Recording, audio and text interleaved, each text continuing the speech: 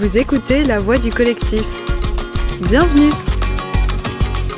La Voix du collectif, c'est un reportage sur les modèles agricoles en collectif, porté par l'association Paroles de paysans. Nous sommes Julia et Judith, 2 étudiantes en agronomie, et pendant 4 mois, on est en immersion au sein de collectifs agricoles. On vous invite à suivre notre expérience à travers une série de podcasts, dont voici le 7e épisode, partie 2. Après vous avoir dressé un portrait de l'histoire du lieu et de son fonctionnement actuel, on revient ensemble sur la façon dont a été pensé ce projet. On se penche sur 3 questions qu'il faut bien analyser avant de se lancer. Le choix des modèles économiques et juridiques d'abord, puis le design du lieu et l'agencement paysager, et enfin la question de l'habitat. Premier pilier et nerf de la guerre, le montage économique. Dès le départ, le projet était ambitieux.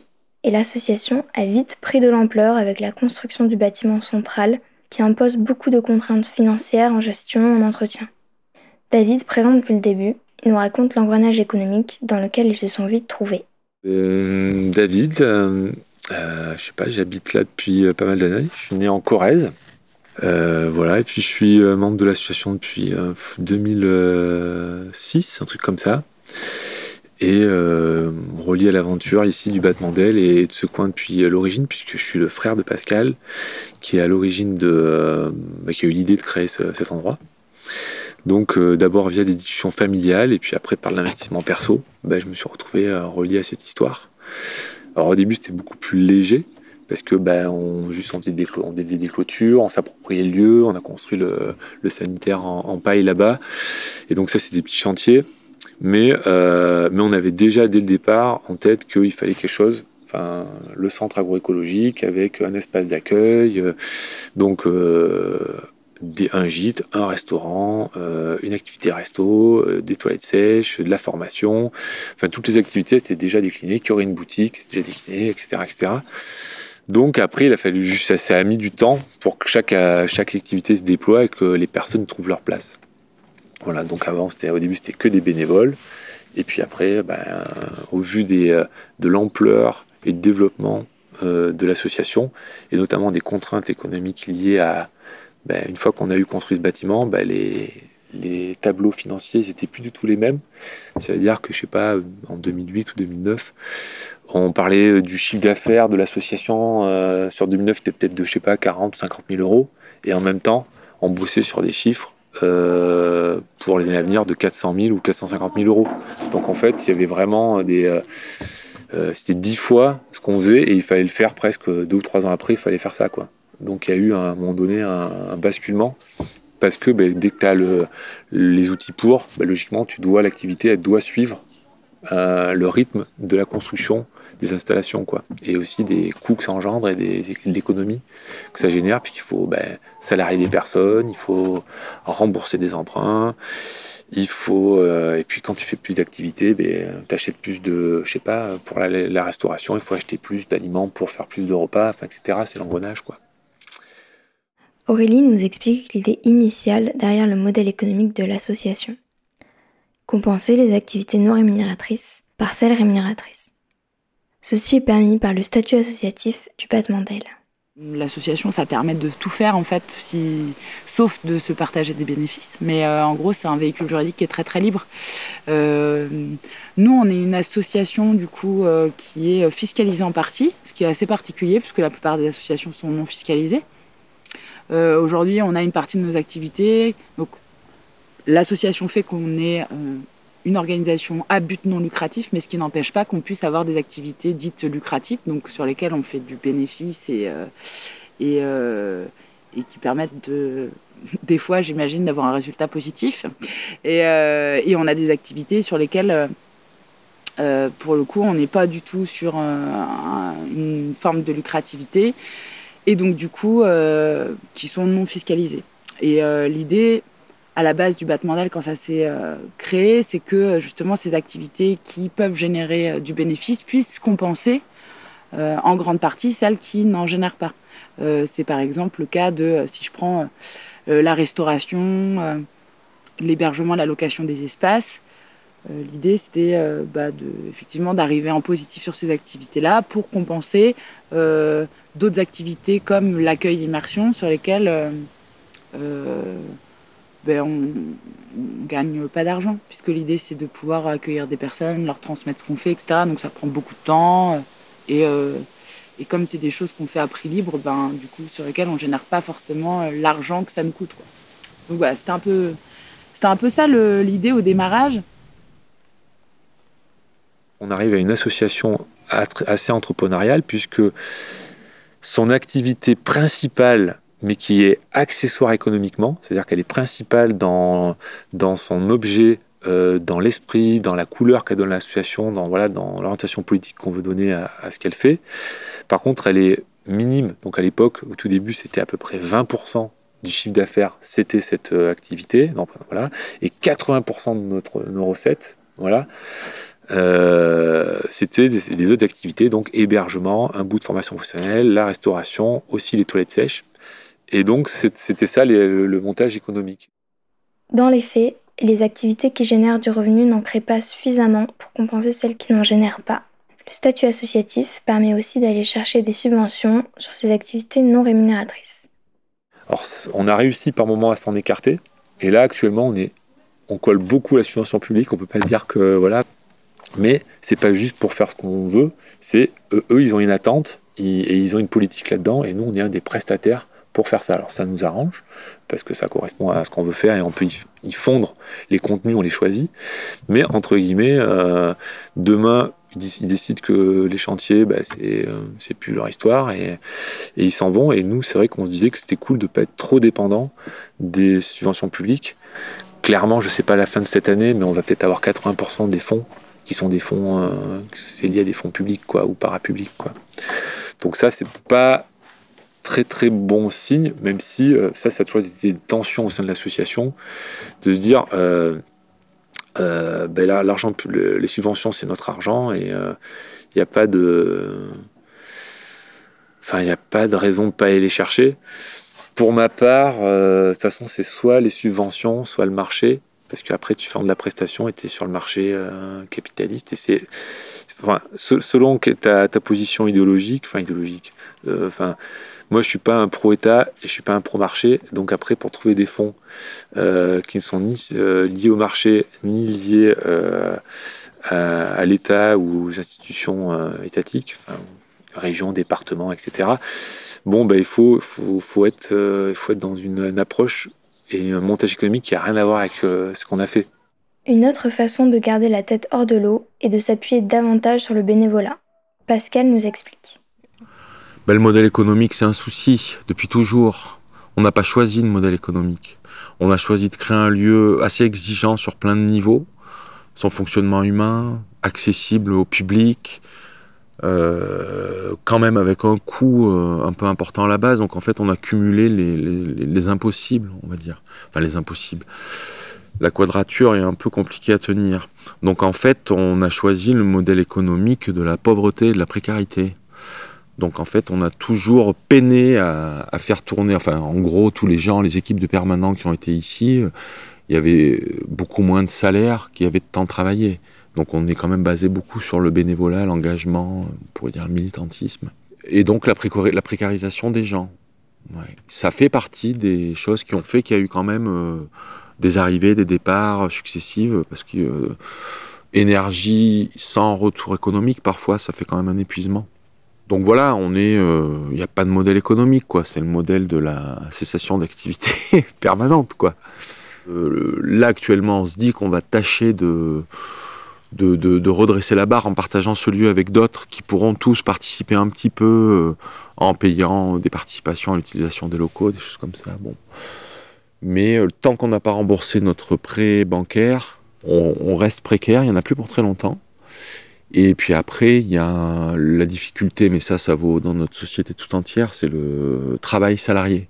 C'est le salariat qui est un problème. Qui est un problème quand tu dois payer 10 personnes de manière un peu décente. Donc disons qu'en Corrèze, en dessous de 1200 €, c'est quand même un peu compliqué. À Paris, je pense que c'est très compliqué. Donc si tu dois payer 10 personnes 1200 € net par mois, notre lieu ne peut pas vivre dans le modèle tel qu'il était pensé avant. Donc on a bidouillé. Voilà, c'est le modèle de la bidouille. Le problème aurait-il finalement une autre racine? Selon David, le projet ne s'est pas suffisamment ancré dans le territoire au démarrage. Il est entré dans la dépendance aux institutions. En fait, cette solution, elle est induite par comment s'est fait a émergé l'idée de cette histoire. T'as quelqu'un qui réfléchit à ça parce qu'il émerge dans une société où voilà, les problèmes climatiques, sociaux, voilà, ça lui pose question, il est triste de voir cette situation. Et par contre, il en parle autour de lui, mais c'est pas du tout ancré dans la vie d'un lieu, dans un village, voilà. Donc en fait, nous, notre famille avait des terrains, on a pu convaincre des membres de notre famille que ces terrains puissent servir à ça. Et tu vas chercher des subventions, tu vas chercher un prêt bancaire, et bing, tu mets ça t'installes ça sur un bout de terrain, et puis les gens autour, voilà, ils n'ont pas leur mot à dire, parce que la propriété privée, c'est sacré, et ce que fait le voisin sur sa propriété privée, t'as rien à dire. Et donc, du coup, tu passes par, quand t'as pas de soutien, un ancrage fort de population, d'habitants, sur un espace, tu es obligé de te raccrocher à l'institution. C'est ce qui se passe dans nos vies de tous les jours. Quand tu n'as pas un groupe de solidarité ou une organisation collective forte, tu vas chercher le RSA, tu vas chercher, si tu n'as pas trop de revenus, tu vas chercher un boulot à telle entreprise, tu veux construire une maison ou acheter une bagnole, tu vas chercher un emprunt, parce que tu n'as pas d'assise collective en fait. Donc c'est une histoire collective, mais qui n'avait pas l'assise collective suffisante pour assumer la taille de ce qu'elle avait comme ambition. Et elle l'a toujours pas, voilà, ou peut-être un peu plus, mais toujours pas suffisamment. Et donc, on aurait pu penser qu'au lieu d'aller chercher 240 000 euros d'emprunt, on aurait pu se dire, il y a plein de gens qui vont nous prêter des thunes parce qu'ils sont déjà partie prenante à l'histoire, mais là, c'était juste des discussions, ça s'est fait hyper vite. Donc, non, c'est la meilleure solution pour avoir de l'argent, tu vas demander à la banque, c'est de dire oui, c'est banco, sauf que tu en prends pour, là on a essayé de limiter la casse, c'est 15 ans, donc il reste encore 5-6 ans, mais on a repoussé avec le Covid les remboursements, donc ça prolonge un peu. Maintenant, ce qu'on essaie de mettre en place, c'est des choses déjà à une taille plus réduite et qui correspond à l'assise locale qu'on a. Voilà.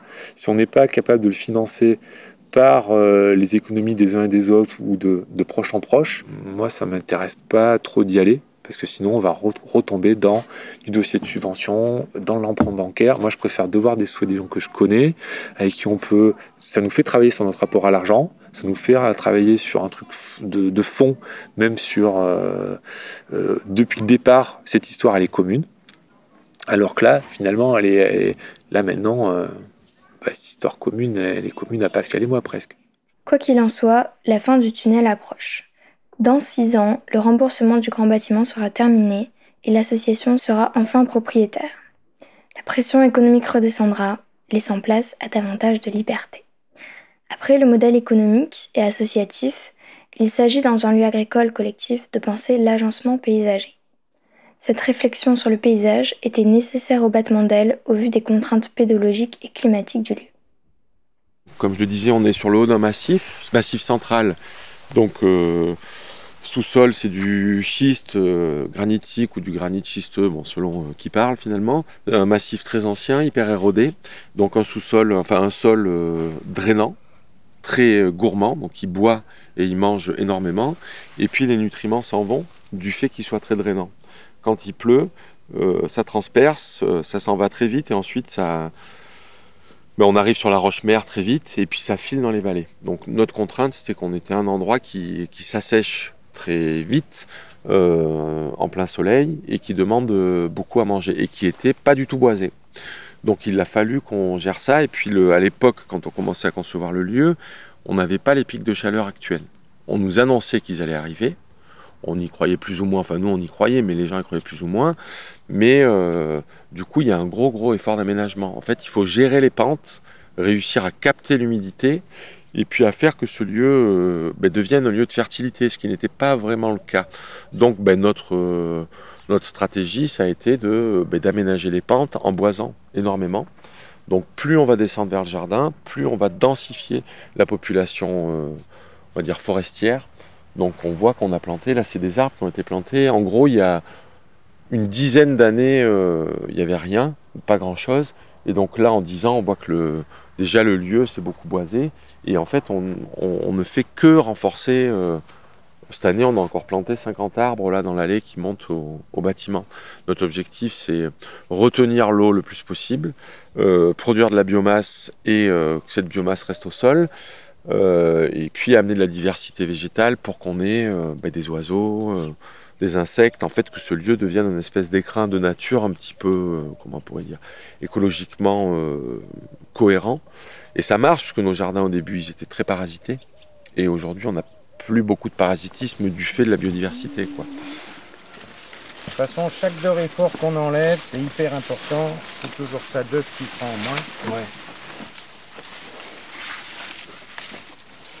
Et ça a pas de prédateurs spécialement, du coup, Pas trop. pas trop, non. Les poules. Si, les poules, ouais. Ouais, les poules, oui, c'est vrai. Mais bon, du coup, ça pourrait dévaster. Mais tu vas pas les foutre les poules dans les patates, Ouais, parce c'est que ça. sinon tu n'auras plus de leur patates, donne une alors fois tu ramasser. choisis. Ouais, c'est pas facile le jardin. Surtout quand tu veux vraiment, vraiment manger dessus, quand il n'y aura plus de magasin et qu'on devra vraiment manger sur nos trucs. Ouais, il faut apprendre des plantes sauvages aussi. Eh ben, parce dis que là, donc. Il y en a qui vont avoir du mal. une tonne de trucs qui se bouffent. Ouais, c'est clair. Une tonne. Ah oui, ici Là, on autour est de dans chez un nous, truc. on est, ouais, c'est clair. Moi j'ai trouvé 3 bestioles quoi. J'ai pas trouvé de l'art ou de trucs, alors je Non, sais pas bah si je non. regarde bien. Oui, moi j'ai rien trouvé du tout. Oui, ils n'ont pas eu le temps. Ouais, j'en ai trouvé 2 là qui étaient en villégiature sur une feuille. Tiens, regarde, une ponte. Tu veux prendre en photo? Je suis un peu loin. Ouais, déjà c'est que maintenant je vois, non j'ai pas vu de rouge comme ça. Oh, bah là, si, regarde, devant toi là. Non, regarde Où ça. ça? Tu vois la feuille bouffée là? Ah yes. Alors maintenant ça faut que je plein l'écrase. d'œufs Alors à attends. écrabouiller. Attention parce qu'il faut taper le seau de temps en temps, sinon il se barre. Mais c'est un petit côté jouissif, moi je trouve, de péter les œufs, les petites claques là, j'aime bien. Côté Moi, je vais prendre psychopathe une petite peut-être. feuille. Hein, mais- C'est comme les poussins. Autant j'aime pas buter les adultes ou les larves, mais les œufs, une satisfaction, je C'est trouve. sensuel sous le pouce. Oh, je dirais pas jusque là, Michel, mais Ça fait penser à du caviar. Et pourquoi on prend pas juste la feuille où il y a les œufs, clac? Et puis après, oh bon. si je suis un peu sensible de l'écrasement. Parce que ça va plus vite. Tu me laisses faire, tu me donnes ta part. Si tu la poses au sol, les œufs ils vont... Si certains investissements sont lourds à porter sur la durée, d'autres ne demandent pas de remboursement, de retour sur investissement et peu d'entretien. C'est le cas de la biodiversité arborée et végétale introduite sur le lieu, qui a attiré une faune incroyable. On a demandé à Pascal comment ils ont pensé l'agencement paysager du lieu. On est parti de différents paramètres, sol, climat. Donc dans le climat, il y a température, pluviométrie, exposition au vent, saison, environnement proche, et ensuite qu'est-ce qu'on voulait établir sur le lieu. C'est un peu ça les données de départ. Une autre donnée de départ, c'est lié au sol, c'est qu'on avait besoin d'énormément de biomasse. Donc il fallait produire de la biomasse pour nourrir notre lieu, qui est un lieu extrêmement... Enfin, nourrir en matière organique. Donc on est parti de ça. Et il y avait aussi l'aspect production alimentaire. Donc on ne pouvait pas faire que du paysagisme à vocation esthétique. Donc il fallait glisser à l'intérieur de nos réflexions et de nos prévisions d'aménagement, produire à manger pour les humains, pour les animaux, domestiqués ou non. Donc il fallait recréer, on va dire, un écrin de diversité. Il fallait que les oiseaux reviennent, les insectes, les lézards, les serpents, tout. Donc ça, c'est les paramètres. Si on doit parler que des paramètres, on va dire qu'en gros, c'est ça les paramètres. Et ensuite, en se donnant un peu de temps, puisqu'il fallait qu'on voit les circulations, un peu les points clés, où passent les machines, où passent les humains, où vont passer les flux d'eau qu'on récupère, enfin, que sais-je. Toutes ces circulations étaient importantes. Et puis, les centres, les pôles d'activité humaine. Donc ça, il a fallu observer un peu. Les circulations se sont dessinées plutôt d'elles-mêmes. On regardait les gens marcher, en fait. Aujourd'hui, c'est près d'une centaine d'écosystèmes différents qui sont implantés sur le lieu et divers microclimats qui permettent de mieux supporter les épisodes de sécheresse. En bref, un challenge relevé. Juno, la fille de Pascal, nous fait une petite visite du jardin. Salut madame. Vous vous appelez comment? Je m'appelle Julia et toi tu t'appelles comment? Juno. Ok. Qu'est-ce que tu fais là? Je suis en train de mettre ma poupée dans son dodo. Et le papa, il est en train d'aller cueillir les poireaux. Et après qu'il ait cueilli les poireaux, il va aller cueillir les tomates. Il pose les poireaux et il va cueillir les tomates. Elles sont où les tomates?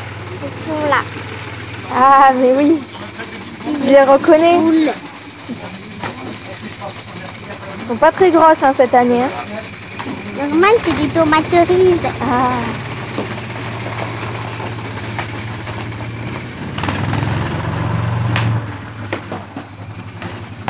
Et il y a même un tracteur qui est en train d'arriver pour larguer les tomates géantes. Je vais essayer d'aller cueillir les tomates géantes. Ça se passe par là-bas. Go, on y va. Le chien va venir pour cueillir les tomates géantes. Oh, mais elles sont énormes ces tomates. T'en prends combien? Plein. Quelques kilos? Plein. Je vais en prendre 1000. 1000 kilos. Bon, pour de vrai, c'est quoi ça, cet arbre? Tilleul. Ouais, c'est bien. Je le connais par cœur celui-là. Et ça, les fleurs jaunes comme ça, c'est quoi? Les belles de nuit. Tu connais toutes les plantes ici? Pas toutes.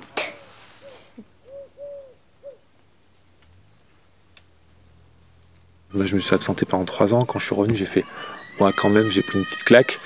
Et c'est pas le bâtiment en lui-même, c'est cet équilibre qui commence à y avoir entre la partie architecturale bâtiment et la partie paysagère. Voilà, tout ça, c'est pensé, construit, élaboré. Il n'y a rien de vraiment naturel, voilà. Mais au final, ça commence à créer. Il y a une cohérence sympa. Enfin voilà, même si c'est contre nature vraiment. Voilà, il y a, à part la pelouse qui est là depuis des décennies, le reste ça a été tout changé de A à Z, quoi. C'est un peu un faux semblant, mais ce qui est cool, c'est que des fois ça sert de transition pour certaines personnes, parce que déjà ça leur fait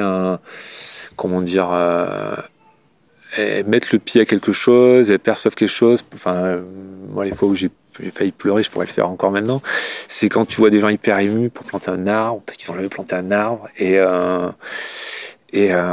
tu vois vraiment que là il se passe un truc. Après, c'est presque une rencontre avec eux-mêmes, tu sais pas si c'est vraiment avec la nature, etc. Mais il y a vraiment un truc, voilà, ça déploie quelque chose en eux émotionnellement, et ça c'est beau, parce que c'est rare, vraiment, où il y a peu d'occasions qui est donnée dans notre vie à ça. Et donc dans ces moments-là, je suis vraiment heureux de ça, quoi. La diversité paysagère, floristique et faunistique du battement d'ailes pousse à l'émerveillement. On se demande comment l'habitat, autre composante fondamentale d'un lieu collectif, a été intégré dans ce paysage. Nous, on a créé ce lieu, c'était une structure où on travaille, dédiée au public. Mais on ne s'est pas du tout posé la question de l'habitat au début. Et puis assez vite sont arrivés des gens. En fait, tous les gens qui ont été permanents dans la structure à un moment donné ne sont pas des locaux. Au début, c'est des locaux qui ont monté ce lieu, avec l'idée de travailler pour qu'il existe, mais la plupart étaient déjà établis et avaient leur propre projet. Donc il fallait que se constitue une équipe de permanents travailleurs. Et donc ça a été... chaque année, il y avait son lot de surprises, il y avait des bénévoles qui venaient, passer 15 jours avec leurs valises, et puis finalement, ils s'installaient. C'est beaucoup produit comme ça s'est même massivement produit comme ça. Du coup, on avait un souci d'habitat. Ok, là, vous pouvez bosser, mais concrètement, où est-ce que vous allez habiter? Donc, on les logeait dans un bureau, dans des caravanes, bon, bref. Donc, assez vite, on s'est dit, là, il faut qu'on achète un bout de terrain pour pouvoir y installer des maisons. Et donc, il y a 8 ans en arrière, on s'est regroupé à plusieurs, à 6, pour acheter ici 1,5 hectare de terrain, dans l'objectif de pouvoir y faire un hameau. Sauf que, entre le moment où tu achètes le terrain et le moment où ça devient possible de construire, en tout cas pour nous, il s'est passé 8 ans. Donc là, ça y est, depuis quasiment 1 an, on a le droit de construire sur une partie de ces terrains-là, et donc tous ces habitats légers vont devenir pour certains, là on est en train de faire le projet d'aménagement, puis on va passer à la phase permis de construire, et donc vont émerger des maisons. Voilà, et le truc chouette, c'est que on a le droit, sur la partie plus lointaine là-bas du site, de mettre des habitats légers, ce qui est assez rare. Dans le PLU, on nous a donné l'autorisation. Ça veut dire qu'on a une moitié du site où il faut habiter en dur, et une autre moitié où on peut accueillir des yurts, des tiny houses, des caravanes. Donc ça, c'est bien. Au départ, tout a été misé sur le bâtiment principal. On est sur un site de 5 hectares à peu près, et on va dire que l'élément central depuis 10 ans, c'est le bâtiment. Et tout est un peu conçu par rapport à ce bâtiment, en tout cas en termes d'organisation de l'espace. Donc c'est un gros bâtiment en bois qui fait 400 mètres carrés de surface utilisable, mais qui fait 700 mètres carrés de toiture, et puis il y a des espaces, on va dire, annexes ou connexes. C'est un bâtiment qui est collinaire, donc on est sur un puits, on va dire, sur un haut de massif, en haut de colline, et il a été conçu pour que les hauteurs de plafond évoluent selon la pente. Donc il est dans le sens de la pente, sur la partie haute, donc il se situe à l'est, le bâtiment fait face au sud. C'est les espaces couchage, donc il y a 4 chambres collectives, à peu près une vingtaine de couchages. Puis ensuite on descend d'un cran, donc il y a un escalier pour descendre, et ensuite on est sur une partie, la plus grosse partie du bâtiment qui est à saute de plafond, dans laquelle il y a un restaurant, donc cuisine, bar, salle à manger, avec une mezzanine au-dessus, puis une salle d'activité qui fait à peu près 100 mètres carrés. Tout ça est bâti en bois, donc poteau-poutre, mais l'objectif c'était d'avoir un bâtiment passif, donc qui chauffe grâce à l'ensoleillement sur les vitres, donc il est relativement vitré en façade, et qui capte la chaleur et la garde à l'intérieur. Donc ce qui fait qu'on a très peu besoin d'utiliser de chauffage. Donc c'était un peu ça le concept. Donc ça fait une espèce de gros pavé tout habillé de bois, bardé bois, bardé en mélèze. Voilà, c'est le truc qui a coûté le plus cher. Mais en même temps qu'on a construit ce bâtiment, on a fait le parking, on a fait les jardins en terrasse, tout le terrassement là, et puis on a autoconstruit toute la partie camping. Puisque dans notre montage, le bâtiment, ça allait prendre son temps. D'un seul coup, on passait d'une toute petite association avec peu d'argent, qui d'un seul coup allait investir 1 million d'euros, en fait, qui passe comme ça par le compte, et on savait qu'une fois que ce bâtiment serait là, il y avait quand même la question de la production, de gérer ce lieu-là et de faire qu'il tourne un peu. Donc il a fallu qu'on ait des stratégies. Une des stratégies, ça a été pendant que ça se construisait, de faire le camping là-bas, enfin l'air naturel de camping, avec les sanitaires, la grande yourte là, qui fait 80 mètres carrés, et 3 yourtes d'hébergement qui finalement étaient la préfiguration. C'était cet outil-là en habitat léger, quoi, qui fait qu'on a pu démarrer notre activité dans un modèle plus modeste, et que finalement pendant 2 ans, le temps que le bâtiment se fasse, déjà on accueillait, on formait, il y avait des gens qui dormaient, et après, une fois que le bâtiment a été créé, on s'est retrouvé avec 2 entités hébergement, qui finalement en font une, quoi. À part le bâtiment, tout ce qui est sur site, et ça c'est une des démarches fortes de l'association, c'est construit par nous, nos équipes, ou dans le cadre de formation, d'ateliers, de chantiers écoles, de stages. Par exemple, il y a un bâtiment qui est au-dessus, là, qu'on est en train de faire en dur, qu'on fait pendant les chantiers immersion formation dont je t'ai parlé, où là, tous les mois, il y a un groupe qui vient pendant 10 jours, et avec lesquels on a une partie dans leur formation qui est co-construction, donc on bâtit avec eux ce bâtiment, et tout a été fait comme ça, soit avec des écoles, avec des IME, avec des scouts, dans le cadre de nos ateliers. En fait, c'est un chantier permanent qu'on fait avec les autres, et le chantier, c'est notre support premier de transmission. Parce que pour nous, même si c'est utile, avoir une formation théorique en salle, c'est bien, mais faire, c'est la meilleure façon, enfin c'est pas la meilleure façon, mais pour beaucoup en tout cas, c'est une bonne façon d'acquérir le savoir-faire. Donc c'est vraiment un lieu qui est fondé sur le chantier collectif. Et ça va continuer comme ça, je pense. De toute façon, autrement, on aurait du mal à y arriver aussi. On a besoin de coups de main. Le lieu s'est donc construit majoritairement sur la force bénévole et les chantiers organisés lors des formations. Les projets de construction sont volontairement non terminés pour que des personnes puissent s'exercer et apprendre.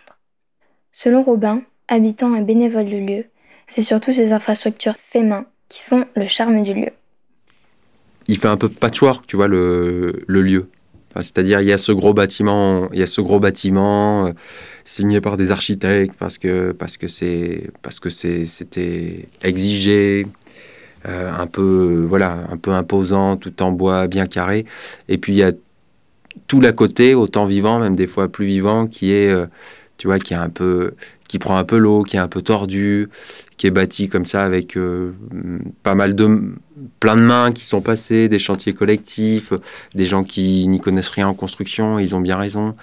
Et il n'empêche que s'il n'y avait pas ces trucs un peu foutraques, c'est sûr que il serait moins vivant. Peut-être ça serait esthétiquement peut-être plus charmant d'avoir que des bâtiments tracés au cordeau comme le gros bâtiment, le bâtiment central. Les espaces qui sont à côté, plus foutraques, sont autant vivants. Voilà. Donc, dans ce cas-là, ils sont importants. De fait, ils sont importants. Voilà.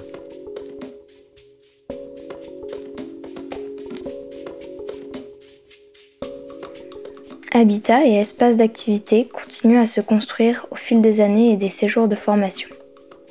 Le développement d'espaces de vie et de travail sur le lieu permet d'accueillir de nouveaux arrivants et donc de dynamiser le lieu. Le modèle économique de l'association reste essentiellement basé sur des subventions publiques et du bénévolat, notamment du fait de lourds emprunts à assumer. La résilience du lieu tient avant tout sur les humains qui l'animent. Miser sur le paysage, le penser en tenant compte des contraintes présentes et futures, c'est aussi faire preuve de résilience. Qu'en est-il de la communauté de la colline ? Comment faire durablement commun sur le lieu et avec le territoire ? C'est ce que nous allons voir dans le dernier épisode dédié à la colline de Loconi.